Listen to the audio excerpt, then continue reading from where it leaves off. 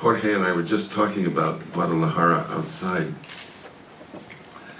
The fact is, I've been to Mexico, I think, 4 times in my life. And every time I've gone there, I've gotten violently ill. I mean, terribly ill. And I think that I somehow have a cursed relationship with that country.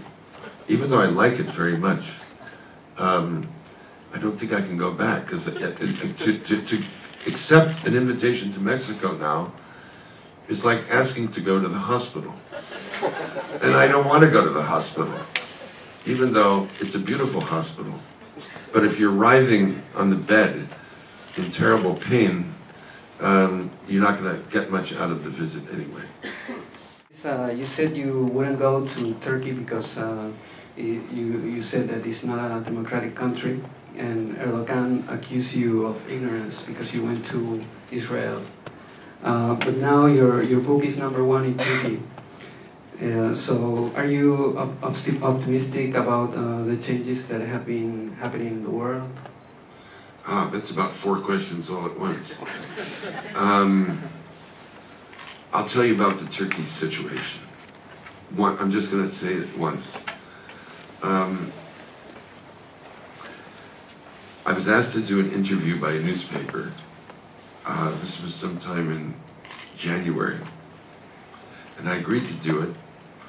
And one of the reasons why I wanted to was to explain why I had refused invitations to visit Turkey over the last years from my publisher, because I feel that Turkey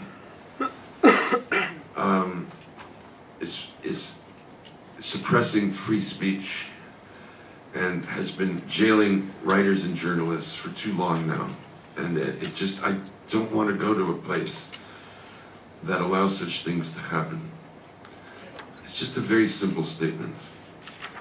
Now, Erdogan, the prime minister, of course, never defended what's going on in Turkey.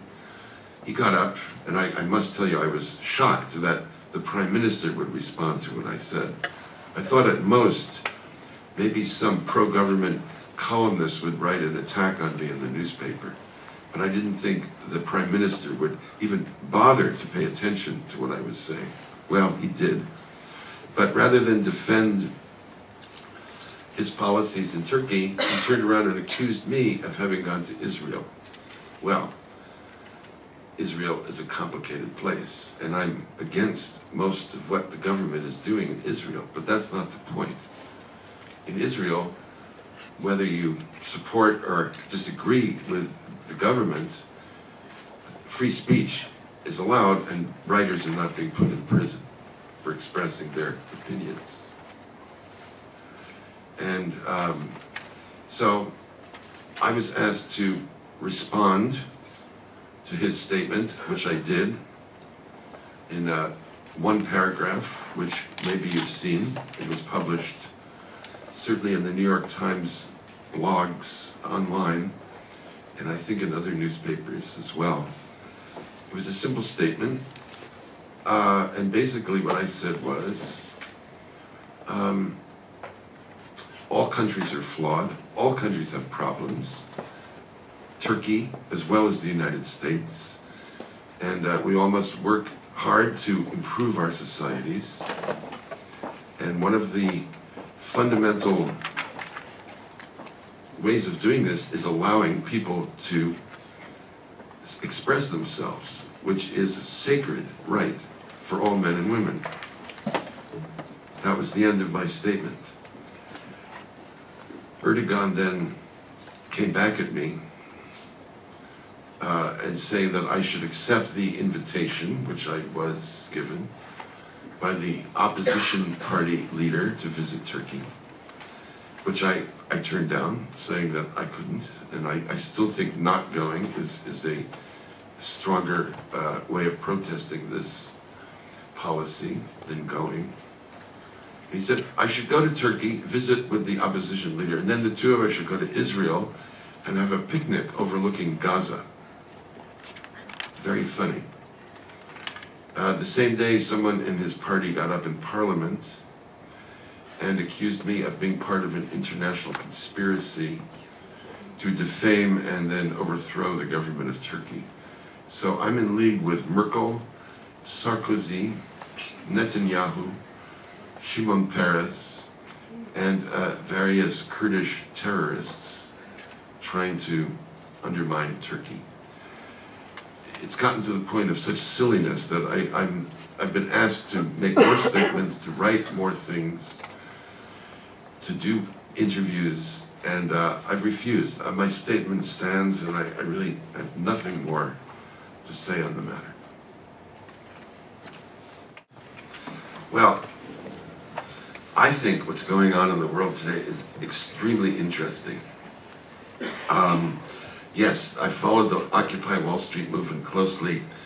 It's not over. I think they're coming back. When the weather gets warm, I think you're going to see enormous numbers of people back in the streets all across the United States. I mean, what we're witnessing is, during this time of crisis, which is global, it's not just happening in one place. It's happening all through Europe. It's happening in the United States. I think what people are saying, especially the young people, and we must always listen to the young people, is that we failed. Our societies have failed. We just are not functioning well. We're not helping people anymore. We're hurting people, and we're living in a system that is broken, and that we really have to sit down and carefully rethink how we want to live. I mean, right from the bottom up. So it's an amazing moment in human history, or I've never seen a moment quite like this one, where there's this general agreement on the fact that we have made a mess of everything. And so I'm hopeful that new ideas are going to come out of all this discontent, and that something new might come out of it. It's scary, but it's also necessary to ask fundamental questions now. And your second question, if I ever felt my freedom of speech curtailed? No. Thank goodness, no. America, for all its flaws, is not a country that throws writers in jail or censors them.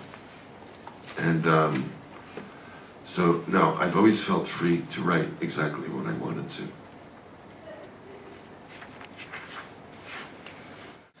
Actually, there was one instance when I had to make a compromise, and it's very interesting. My books have been published in Iran for quite a while, and for years they were pirated editions. In other words, because Iran does not recognize the Geneva Copyright Convention. So books of mine would come out, and I don't know what the translations were like. But in recent years, the last 2 or 3 years, I now have a legitimate Iranian publisher doing careful translations, and who pays a little bit of money. I mean, he's a legitimate publisher. Now, my last novel, I don't know if you read it, Sunset Park, there's one passage in which one of the characters, a young woman, has a job working for the PEN American Center, and is dealing in this very thing, the Freedom to Write program. And so I mentioned how, when she was 10 years old, she read about the Salman Rushdie story and the fatwa. And then it goes on to talk about the Liu Xiaobo case. This was before the Liu Xiaobo trial, before he won the Nobel Peace Prize. Anyway, the Iranian publisher told me that it is against the law to mention Salman Rushdie in print in Iran, it is against the law to use the word fatwa in connection with him. And I said, well, in that case, let's not publish the book. I don't want to censor myself. I don't think it's a legitimate thing to do. And he said, well, you don't understand.